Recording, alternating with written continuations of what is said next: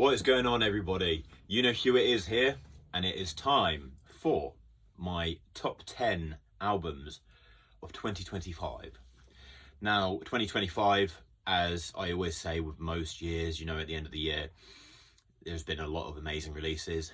One thing you'll see in this list compared to last year is that this list is exclusively metal. There have been a handful of albums that have been non-metal that have really stood out to me this year, but I've decided, just for the purpose of the channel, to strip this down to the metal albums that I really like. If you want to see my honourable mentions, they are up on my Instagram currently at metal.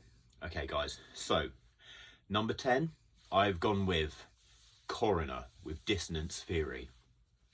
Now, Coroner waited 32 years to release this follow-up album, and that is a length of time that very few artists could survive and then come back and make something that is, to the quality standards that is expected of them. But Coroner have pulled it off, and whilst I don't think this album is some sort of genre-defying or artistic, boundary-pushing masterpiece, it is possibly my favourite thrash metal album of the year. I think Ron Broder's voice on this album sounds fantastic. I think Tommy Vetroli's guitar playing is just so good on this album.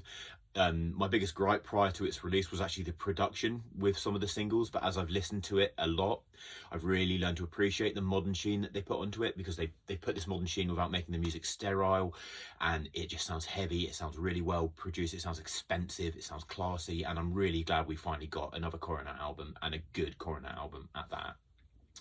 Okay, number 9, I've gone with Sanguisugabogg with Hideous Aftermath. Now, this is a band that I didn't care for prior to this album, but the singles that teased this album prior to its release are still, in my opinion, some of the hardest singles, if not the hardest singles, to come out in 2025. They're just about as hard as that amazingly gory album artwork where you've got that human fucking kebab stick just underneath it. But this isn't just a record of singles. There are amazing features on this thing by way of artists like Peeling Flesh. Sometimes the deep cuts can get a little bit samey, but I actually really like the new approach that this album, the band have gone here. They've sort of refined their discipline and their sense of rhythm, and they've sort of streamlined it in a way that's more directly brutal. And it's a really good album, really fun listening, and I can't wait to see what Sanguisugabogg do next. So yeah, that is number 9, Sanguisugabogg with Hideous Aftermath. Okay then, the next one I've gone for is an album that I heard about, I was aware of its upcoming release early in the year, and number 8 goes to Vacuous with In His Blood.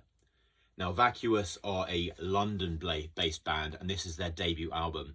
I think what caught my attention is this obviously very bloody album artwork, this sort of dungeon-esque sort of image here, and obviously the dead body on the background. This was preceded by some great singles. This is really cavernous and massive sounding death metal that crosses into sort of gothic-y sludge at certain points. It's not like an overt genre sort of fusion, but there are some subtle moments where the sound palette does change surprisingly, and it's just a really interesting album, one that I've revisited a lot, and I think it's great, and I don't think it's got enough praise this year. I think it deserves, more praise, and that's why it deserves this spot on my year-end list. So yeah, number 8 is Vacuous with In His Blood. Now, number 7 is an album that really grew on me throughout the year. I didn't enjoy this album the first few times I heard it, and I've gone with Zidius with Le Grand Heresy. Now, I might not have pronounced that right, but listen, this is a Canadian group performing Hellenic style black metal in the vein of sort of somewhere in the first wave.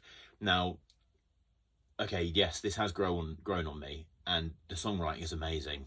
The thing that stands out the most is the lead bass playing that permeates everything on this album, and it is handled so well.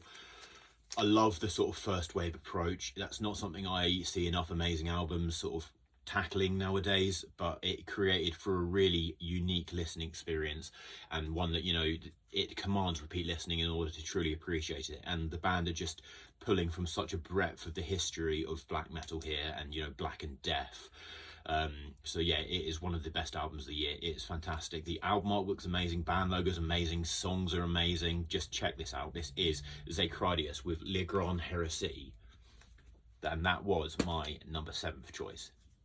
Okay, so number 6 is another album that I have got in order, but it hasn't arrived yet physically. That is Orammet with The Sinking Isle. Now, Orammet are a Funeral Doom outfit. I love Funeral Doom, and this is the best Funeral Doom project I've heard all year.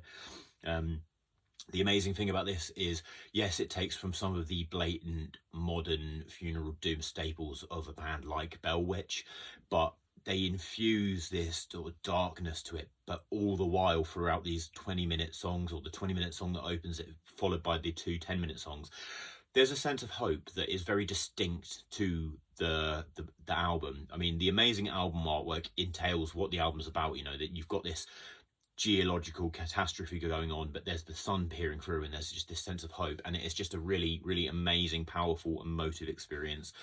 Another one that I think should have been recognised by a few more people this year, and that's why it's landing so highly up on this list. This is number 6 with Orammet with The Sinking Isle.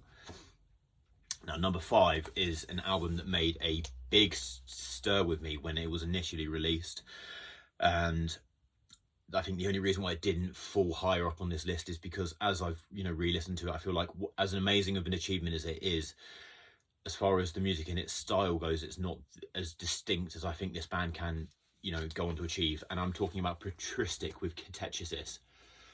My vinyl copy here is unplayable. It was shipped to me in a unplayable state. It's completely warped, but I've been refunded for it, and I've kept this copy as a ornament. But yeah, anyway, Petristic play sort of avant-garde black metal, black and death metal. You know, there are nods to Ulcerate, there are blatant nods to the Great Death Spell Omega, but this is just so highly complex and sophisticated, and I love the theme of talking about the early Christian religious scholars and their plight, breaking away from the sort of Roman polytheistic way of life that had, you know, been the world that they would have inhabited up until that point. It's a really interesting and unique theme from a band, and they just pull it off so well. This is really, really great avant death. You know, I don't think they're at the level that I think they could potentially get to. I feel like, you know, they need to phone in on certain sounds to really create something that could be considered a complete masterwork, but this is so impressive as it is. Not only has it got amazing album artwork, but if you like avant death or just something big and dramatic and powerful and historic, definitely check this out. That is number 5, Petristic with Catechesis. Okay, number 4 is a band that I saw at a festival a couple months ago, and this is the least sort of extreme album on the list. That I have gone with the wonderful Messa with their album The Spin. And now Messa are a quartet, I believe, and they hail from Italy.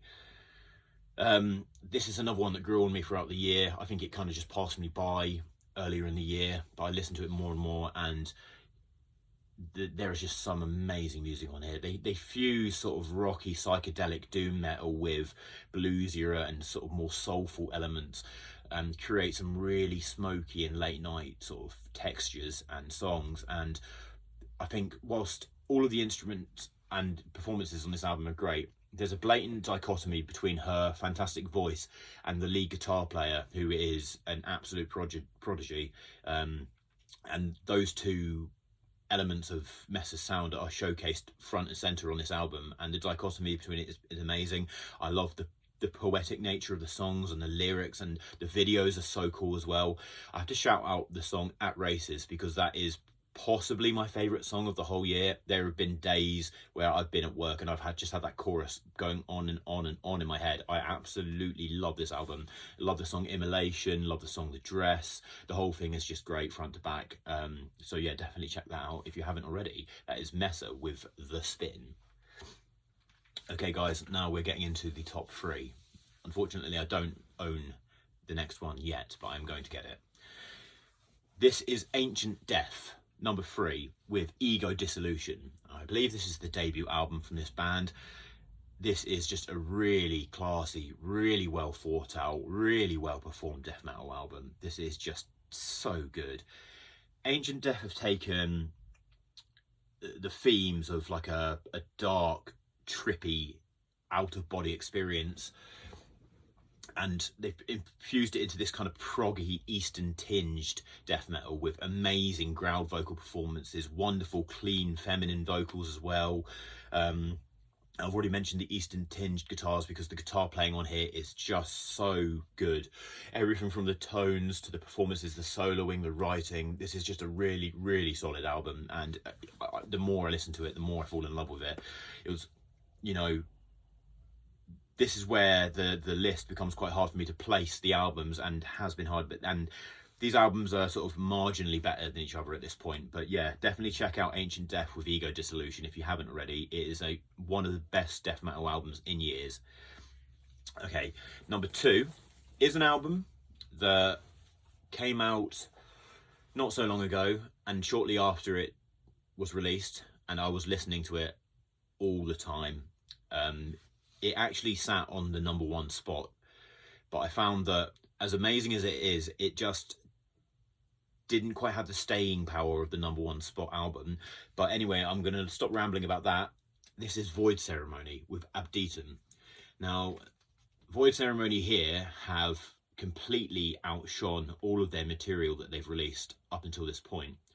They've always been a somewhat decent, you know, very good even death metal band, Avon-leaning death metal band.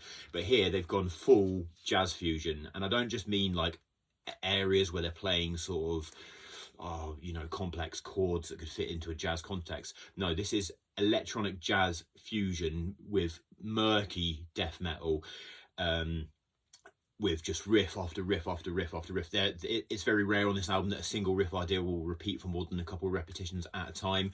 I think there's a short song on here where there's like 20 different riff ideas that I counted at one point. It's not the longest album, but it lends itself to a lot of replayability due to that.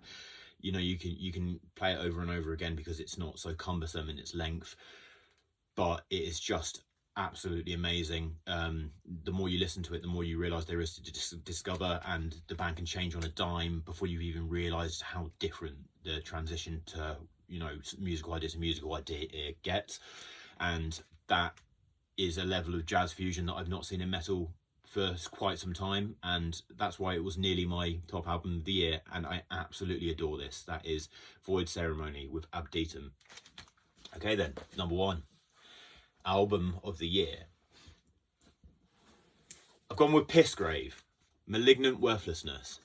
Now, this was released earlier in the year, and it sat atop the number 1 spot on my list for the vast majority of the year. The only time it fell to number 2 was with the Void Ceremony shortly after release. But on reflection, I realised that this album has stayed with me throughout the year. It has left more of an impression on me. It's impressed me more. And that's why it blows away all the competition for me this year. I think this is my favourite album of the year. And I think this is the best Pissgrave album. It's supposed to be the final one. Now, why do I think this is such a good record? By the way, I don't think this is a masterpiece. I don't think this is flawless back to front in every idea. I think some of the songs in the midsection, you know, they do retrace the same ideas. As exciting as those ideas are, and, you know, I don't necessarily get bored. I feel like, you know, the album gets into its flow, and it doesn't need to fuck around too much. But Pissgrave here have taken the production styling of the last album, the energy of the first album. I mean, you know, both albums that they released and the demo tape had crazy energy. But here they just sort of found that middle ground, that perfect middle ground. The production's incredible.